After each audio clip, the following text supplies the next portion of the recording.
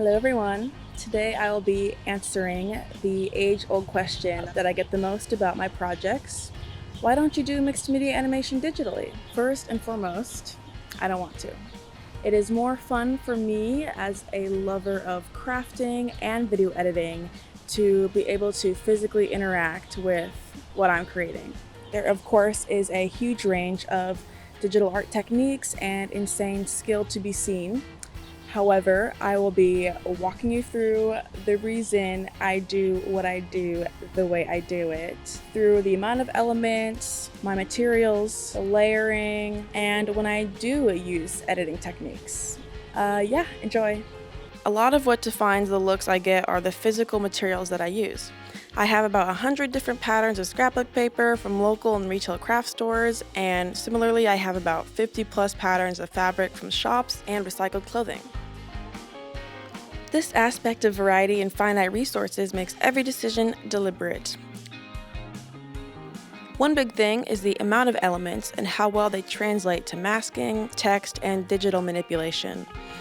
This angle takes things in a bit of a realism VFX realm, which I personally am not going for.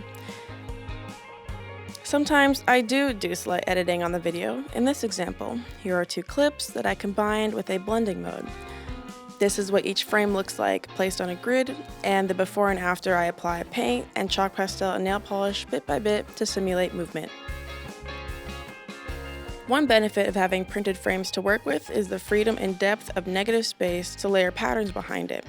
I like the scrapbooky result this has compared to masking and comping two clips together, although of course there are many cool ways to do that. Honorable mention would be texture. Digital textured art mediums and wear and tear effects are amazing, but I like the freedom to manipulate them depending on the content of the frame.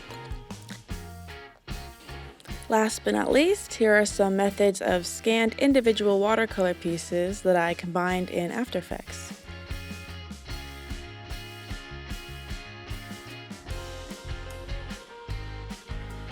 In this example, I used the After Effects 3D camera to automate camera movement within the environment of scanned watercolor pieces.